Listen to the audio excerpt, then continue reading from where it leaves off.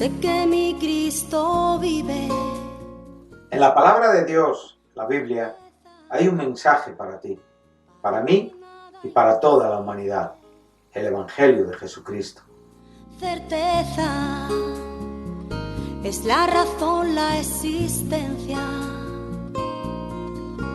Certeza es el alfa y omega. Un mensaje para ti.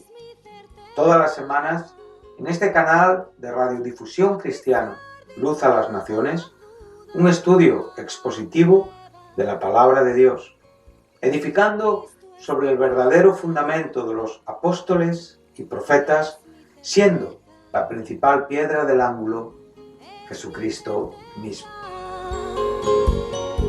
Que ni lo alto ni profundo. Síguenos en directo o en cualquiera de nuestros canales y recuerda que Dios tiene un mensaje para ti. Que Dios os bendiga y edifique a través de su palabra. Amor de Dios, certeza, yo sé que mi Cristo vive. Certeza, para Él no hay nada imposible. Certeza, es la razón, la existencia. Certeza, es el alfa y omega. Es un placer para mí saludar a los oyentes de Radio Luz a las Naciones en nuestra programación semanal de estudio bíblico titulada Un mensaje para ti. Programación desde la cual compartimos con ustedes estudios fundamentados y basados en la Escritura. A lo largo de nuestros últimos programas estamos haciendo un estudio expositivo de la primera epístola del apóstol Pablo a los Corintios, procurando con la ayuda de Dios practicar una correcta exégesis, por supuesto, atendiendo con detalle a la gramática y al contexto histórico que nos ocupa. En los tiempos que vivimos, más que nunca necesitamos de una interpretación bíblica correcta, una interpretación que, partiendo de nuestra incapacidad humana y únicamente por la obra de la gracia de Dios que nos permite, por la iluminación del Espíritu Santo, comprender la revelación de Dios, que es su palabra, ceñirnos, sujetarnos a esos principios que el autor santo trata de enseñarnos con su sola intención y no con su intención y nuestra ayuda. Estamos viendo la necesidad que tenemos de que sea el Espíritu Santo quien lleve a cabo ese milagro, capaz de hacer posible que lo que en la palabra de Dios está escrito y nosotros deseamos o tratamos de transmitir se ajuste a esta bendita y santa verdad. Que Dios nos ayude, y esta debe de ser nuestra oración constante a la hora de indagar, estudiar, discernir el texto bíblico y compartirlo con otros. Esta carta es la primera de las que se escribió, de las que se conocen como mayores, juntamente con Segunda de Corintios y Romanos. Esta carta fue escrita en el inicio de su tercer viaje misionero desde Éfeso por el propio apóstol a una iglesia que aproximadamente unos 4 o 5 años antes había sido constituida. Pablo estuvo 18 meses en Corinto dedicado a la edificación de esta iglesia. Por lo tanto, era una iglesia relativamente joven y a la vez una iglesia dotada de grandes capacidades espirituales, como hemos podido estudiar hasta este momento, y a la vez también una iglesia de un carácter carnal, y sus propios miembros eran muy dados al mal uso de las bendiciones de Dios. Hemos podido llegar al versículo 9, donde estuvimos en el último programa, y como siempre estamos en un contexto que comienza a desarrollarse en el verso 17 del capítulo 1. No me envió Cristo a bautizar, sino a predicar el Evangelio, no con sabiduría de palabras, para que no se haga vana la cruz de Cristo. A partir de este momento, Pablo comienza a desarrollar la antítesis que existe entre la sabiduría del mundo y la sabiduría de Dios, presentada y expuesta por el glorioso Evangelio de Jesucristo. Claramente ha ha mostrado la gran diferencia que hay entre esas palabras vacías de una elocuente sabiduría humana. Ha dejado bien claro que esos gobernantes de este siglo y que esa sabiduría que pertenece a este siglo, en su totalidad, todo va a perecer, todo está en vías de extinción, todo se caracteriza por una inoperatividad absoluta. En contraste, la sabiduría de Dios no pertenece a este siglo, es de la era venidera, pertenece a la era del futuro glorioso en el propósito, en el plan redentivo de Dios.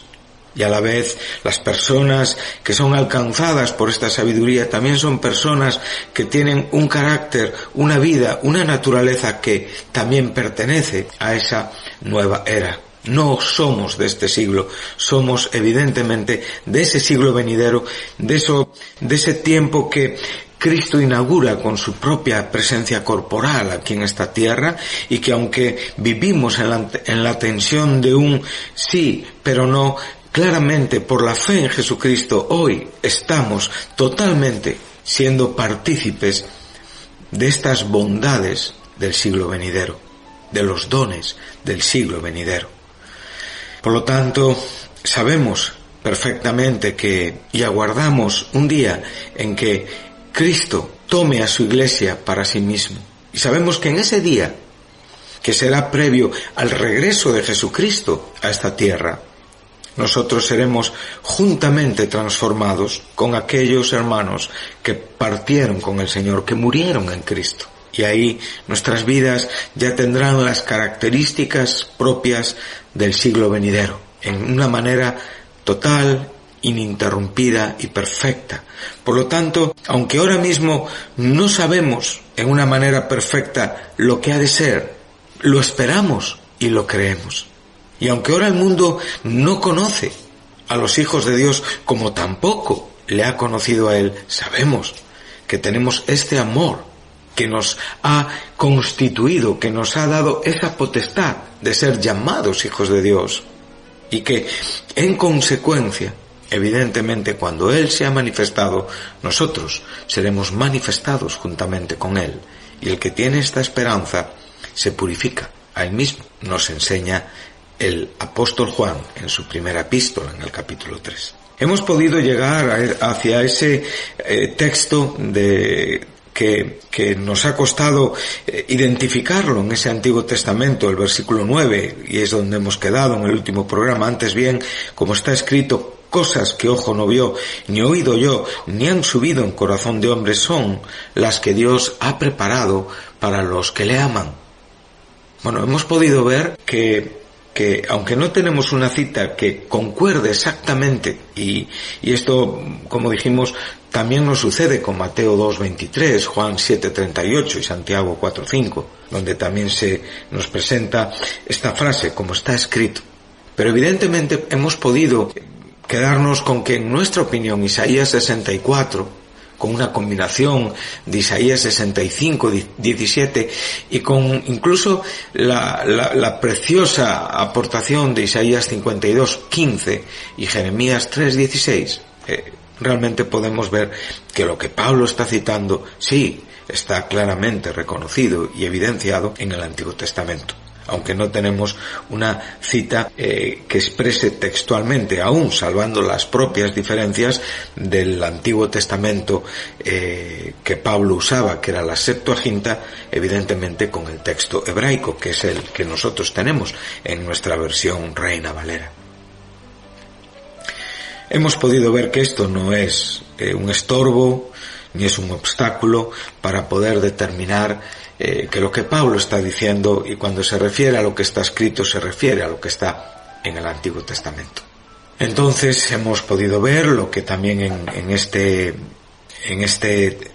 texto, en este versículo 9 de este segundo capítulo de la primera epístola a los Corintios, lo que aquí se nos está enseñando es lo que trae ya en el propio hilo de narrativo en todo lo que venimos siendo enseñados por el apóstol, y evidentemente el argumento posterior que va a seguir defendiendo hasta el versículo 15, antes de entrar ya en el capítulo 3 y ya mostrarnos algunos detalles importantes en cuanto a la propia condición de estos creyentes a quien Pablo se está refiriendo y a quienes está escribiendo, y podemos ver ese gran contraste entre aquello que es espiritual y aquello que realmente pertenece a este siglo, que es carnal, que es natural y que es humano. Entonces, como digo, vamos ya a leer el texto que nos va a ocupar y donde vamos a estar pues con este estudio de la primera epístola del apóstol Pablo a los Corintios. Dice así en la primera carta a los Corintios, capítulo 2, a partir del versículo 10, viene diciendo: antes bien, versículo 9, como está escrito, cosas que ojo no vio, ni oído yo, ni han subido en corazón de hombre, son las que Dios ha preparado para los que le aman. Aquí hemos podido ver que estamos hablando de ese evangelio que enseguida nos relaciona con esa sabiduría oculta, la cual Dios predestinó antes de los siglos para nuestra gloria. Estamos en unos versículos que han dado lugar a lo largo de la historia a terribles y malas interpretaciones. Asuntos muy espurios, de una naturaleza espiritual, pero con un carácter gnóstico, filosófico, lejos de las verdades claramente expuestas por el apóstol. Y en contraste con estas ideas que muchos creyentes hoy las interpretan creando diferencias, discriminaciones, elitismos espirituales y dañando las sanas y buenas doctrinas de la Iglesia. Dice: pero Dios nos las reveló a nosotros por el Espíritu, porque el Espíritu todo lo escudriña, aún lo profundo de Dios. Porque ¿quién de los hombres sabe las cosas del hombre, sino el Espíritu del hombre que está en él? Así tampoco nadie conoció las cosas de Dios, sino el Espíritu de Dios. Y nosotros no hemos recibido el Espíritu del mundo, sino el Espíritu que proviene de Dios, para que sepamos lo que Dios nos ha concedido, lo cual también hablamos, no con palabras enseñadas por sabiduría humana, sino con las que enseña el Espíritu, acomodando lo espiritual a lo espiritual. Pero el hombre natural no percibe las cosas que son del Espíritu de Dios, porque para él son locura y no las puede entender, porque se han de discernir espiritualmente. En cambio, el espiritual juzga todas las cosas, pero él no es juzgado de nadie. Porque ¿quién conoció la mente del Señor? ¿Quién le instruirá? Mas nosotros tenemos la mente de Cristo. Bueno, con la segunda oración, o sea, la parte B del versículo 10, Pablo inicia la parte principal de su argumento. La clave para comprender la sabiduría de Dios estriba en la palabra, en el concepto, en el espíritu. Evidentemente, la base que ahora mismo el propio apóstol va a desarrollar tiene un cierto matiz similar a un argumento que está presente en el principio filosófico griego de que lo semejante solo puede ser conocido por lo semejante. Es decir, los seres humanos, por su propia cuenta, no poseen la cualidad que les posibilitaría conocer a Dios o la sabiduría de Dios. Esto no es lo que enseña el principio filosófico griego, sino él está tomando, en cierta manera, una comparativa entre la idea griega de que lo semejante, evidentemente, solo puede ser conocido por aquello que es semejante, y lo está aplicando al propio evangelio, a la propia sabiduría de Dios que él está predicando y que evidentemente solamente puede ser transmitida, conocida, recibida a través de la obra del Espíritu Santo. O sea, viene a decir, Solo Dios puede conocer a Dios. Por lo tanto, el Espíritu de Dios se convierte en el vínculo entre Dios y la humanidad. Entonces, esta gracia, esta forma tan maravillosa de Dios, este poder entender procede de Dios mismo, que hace posible este conocimiento. Entonces, podríamos decir, de alguna manera, que esto es lo que el apóstol cree acerca de nuestra capacidad de conocer los caminos de Dios, y que estos caminos exceden nuestra comprensión. Bien lo enseña Isaías 55 en el versículo 9. Mis caminos, mis pensamientos no son vuestros caminos ni vuestros pensamientos. Como son más altos los cielos que la tierra, así mis caminos y mis pensamientos son más altos. Por lo tanto, esa distancia insalvable, humanamente hablando, únicamente puede ser salvada por la obra del Espíritu Santo. O sea, tenemos que abandonar nuestros propios recursos. Tenemos que reconocer que no podemos conocer a Dios por nuestras propias capacidades, por nuestros razonamientos o por nuestra intuición. Esto lo veremos en el propio desarrollo de los versículos siguientes, donde claramente él expresa en el verso 14 que el hombre natural no acepta las cosas que son del Espíritu de Dios porque para él son necedad y no las puede entender porque se disciernen espiritualmente. En la versión de las Américas está así este texto. Pero a la vez también es para Pablo es como un lazo de conexión en el propio debate que él tiene con esta iglesia. Realmente ellos son espirituales, ellos han nacido de nuevo, ellos son santos, han sido santificados, tienen una nueva existencia. Por lo tanto, deberían de comprender, entender y conocer a Dios correctamente. Sin embargo, su vida espiritual la han desviado. Realmente, por un momento, han descuidado, han desplazado principios fundamentales de la verdad de Dios que les hubiera puesto en un camino de crecimiento que para este momento no tienen, y de una madurez que para este momento no tienen, porque el propio apóstol dice, hemos hablado sabiduría con aquellos que han alcanzado madurez. Y evidentemente el capítulo 3 va a enseñarnos que estos creyentes están andando como simples hombres, que son carnales y que tienen que beber leche. O sea, lo que para ellos era la leche, que era el desprecio al principio profundo de la sabiduría que Dios había predestinado antes de los siglos, y creyendo que su manera de proceder espiritual estaba llevándoles a una experiencia más profunda en Dios, era un error absoluto. Y esto nos puede pasar a cualquiera de nosotros. Salirnos de las pautas bíblicas, salirnos de la explicación bíblica, salirnos de aquello donde siempre tenemos que estar seguros en todos nuestros argumentos interpretativos y explicativos a la hora de exponer la palabra de Dios, y pensar que por nuestros medios nosotros podemos profundizar más que Dios mismo en su verdad. Y en esto es donde estamos. Evidentemente, lo semejante solo puede ser conocido por lo semejante. Y es aquí el Espíritu Santo quien realmente nos enseña quién es Dios, porque es la bendita persona la bendita tercera persona de la Trinidad de Dios, que es Dios mismo quien nos enseña estos principios y estas verdades.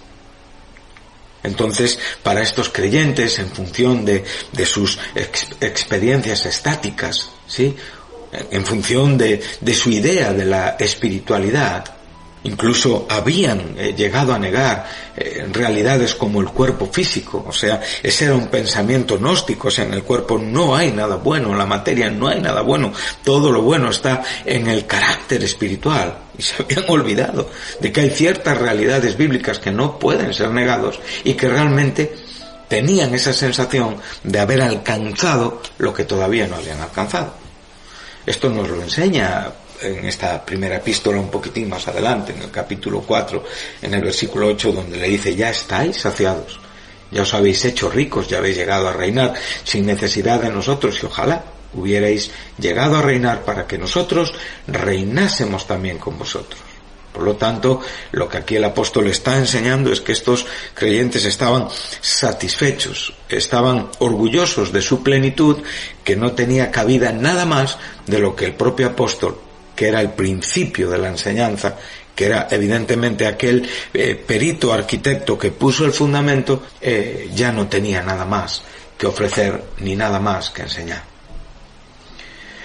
Entonces, ahora Pablo les va a argumentar con la propia idea de lo que ellos entienden por espíritu. Y aquí claramente este espíritu con letras mayúsculas, que aunque no va acompañado del calificativo de santo, sí, pero Pablo alterna muchas veces la palabra espíritu sin el término santo para referirse al Espíritu Santo. Entonces, qué bueno es lo que aquí estamos aprendiendo ya en los primeros compases del versículo 10. Entonces Pablo va a presentar al Espíritu Santo como la clave para la comprensión adecuada del Evangelio mismo, no solamente de la base y del punto de partida, sino también del desarrollo de su predicación y de los dones, por supuesto, que ellos mismos habían recibido. Y que, como digo, en el propio versículo 12 le está diciendo: nosotros hemos recibido no el espíritu del mundo, sino el Espíritu de Dios, para que conozcamos lo que Dios nos ha dado gratuitamente. Por lo tanto, Pablo está pensando en el Evangelio principalmente y, por supuesto, en todo lo que vino posteriormente a la experiencia en Cristo Jesús. Por lo tanto, ese Evangelio, ese mensaje de sabiduría de Dios es la salvación por medio del crucificado. Bueno, también podríamos observar que aquí tenemos presente, ¿no?, lo que el Padre hace a través del Espíritu, lo que el Padre evidentemente nos ha revelado, este verbo apocalipsis, ¿no?, ese que ya sabemos lo que es ese misterio escondido en Cristo, y que ya, como digo, en el verso 18, en el verso 25 y 30 de este primer capítulo lo vamos a encontrar constantemente. Entonces podemos ver la Trinidad de Dios entre los versículos 8 y 10, o sea, el Señor de la gloria, que es el crucificado, Dios el Padre y, por supuesto, el Espíritu. Bueno, vamos a continuar un poquitín más con lo que aquí se nos está enseñando. Estamos en el versículo 10. Dios nos la reveló a nosotros por el Espíritu, porque el Espíritu todo lo escudriña, aún lo profundo de Dios. Entonces, ¿qué podemos decir? Todo es por medio del Espíritu. Y aquí lo que también podemos ver es que este Espíritu Santo está fundamental e íntimamente relacionado con Dios. El Espíritu todo lo escudriña de Dios, aún lo profundo de Dios. Bueno, posiblemente es una frase que no es habitual en Pablo. Entonces, podríamos hacer un paralelismo como lo que nos enseña en Romanos 11:33, que nos habla de la profundidad de las riquezas de la sabiduría y de la ciencia de Dios, o sea, dándonos a entender que realmente la profundidad de quien Dios es y de lo que tenemos que comprender y entender de Dios depende únicamente de la acción del Espíritu. Entonces, esta palabra, escudriñar, es una palabra que nos enseña muchas cosas y que realmente nos hace muy, muy dependientes de lo que Dios nos quiere enseñar aquí a través de su palabra. Esta palabra la podemos ver, por ejemplo, en Juan 5:39, cuando Jesús está hablando a los fariseos y les dice: escudriñáis las Escrituras, porque vosotros pensáis que en ellas tenéis vida eterna, y ellas son las que dan testimonio de mí. Sabemos que el propio Jesús continúa con este versículo, dice: y no venís a mí, evidentemente, para que yo os pueda dar esta vida. Entonces, este escudriñar por parte de los fariseos no era un escudriñamiento satisfactorio.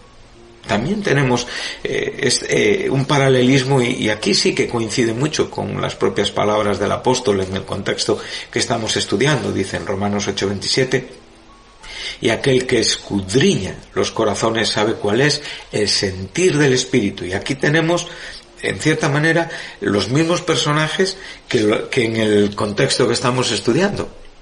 Sí, aquí vemos en el verso 10 que Dios nos revela esos asuntos que tienen que ver con su sabiduría, con su evangelio, por el propio Espíritu Santo, entendiendo que es el Espíritu Santo quien escudriña estos caminos, estas profundidades de la persona de Dios. Entonces, aquí tenemos un paralelismo perfecto. El que escudriña es el Padre, los corazones es el terreno interior de nuestra vida, y Él realmente conoce cuál es el sentir del Espíritu. Entonces, este Espíritu, en este contexto, es el que intercede por nosotros conforme a la voluntad de Dios. En Apocalipsis 2:23, el escritor nos enseña en su mensaje a las iglesias, y en este caso, más exactamente, a Tiatira le dice, y a sus hijos heriré de muerte, y todas las iglesias sabrán que yo soy el que escudriña la mente y el corazón, y os daré a cada uno según sus obras. Por lo tanto, creo que es justo, creo que es correcto aceptar que esta acción profunda solamente le compete, le pertenece, solamente hay uno que es capacitado para poder desarrollarla, y ese es Dios, quien en su gracia y a través del Espíritu Santo, el Dios Espíritu Santo, realmente introduce, nos enseña aquello que para nosotros es absolutamente imposible de comprender. Esas riquezas profundas de sabiduría y de conocimiento de Dios, esos manantiales profundos de sabiduría y de conocimiento de Dios, cuán evidentemente insondables son estos caminos, incapaces de ser rastreados, de ser seguidos en ninguna manera por la capacidad, por la posibilidad, por el raciocinio humano. Cuánto consuelo encontramos cuando realmente podemos ver que en nuestra propia imposibilidad, que en nuestra propia incapacidad, nosotros podemos llegar a comprender las verdades de Dios, podemos llegar a considerar detalladamente, podemos analizarlas con profundidad y descubrir ese significado con esas características especiales y esenciales concernientes a la personalidad y el carácter del Dios Santo y el Dios Eterno. ¡Cuánta gracia tenemos aquí! Creo que son argumentos que nos deben de llevar a una reflexión, a una acción humilde, a no pensar de nosotros mismos más de lo que tenemos que pensar, a realmente comprender que este manantial donde nosotros bebemos, nos alimentamos, comemos, donde realmente somos edificados, que este crecimiento que tenemos hoy sigue siendo ese punto de partida donde ese bendito Evangelio llegó a nuestros corazones, y desde ahí nosotros tenemos que seguir exponiendo y predicando la palabra de Dios con claras demostraciones de Espíritu, del Espíritu Santo y de poder. Que Dios no nos deje, que Dios nos discipline constantemente y nos enseñe acerca de todo lo que aquí se nos está enseñando. Por lo tanto, la mejor manera de entender esta idea de que el Espíritu lo escudriña todo hasta lo profundo de Dios es a la luz del siguiente versículo, el versículo 11, donde Él nos va a enseñar y donde estaremos en el próximo programa, porque entre los hombres, ¿quién conoce los pensamientos de un hombre sino el espíritu del hombre que está en él? Asimismo, nadie conoce los pensamientos de Dios sino el espíritu de Dios. Entonces, como digo, podría también aquí haber un poquito de lenguaje figurado que contenga un poquito de sarcasmo, de ironía. Bueno, ellos consideraban que la predicación de Pablo era leche. Él, por el contrario, les muestra, les insinúa que esta redención por la obra de la cruz procede de las profundidades de la propia sabiduría de Dios, y que su Espíritu dado a los que le aman ha explorado y nos lo ha revelado. Que Dios les bendiga y les espero en nuestro próximo programa para continuar con este estudio expositivo de la primera carta del apóstol Pablo a los Corintios. Gracias.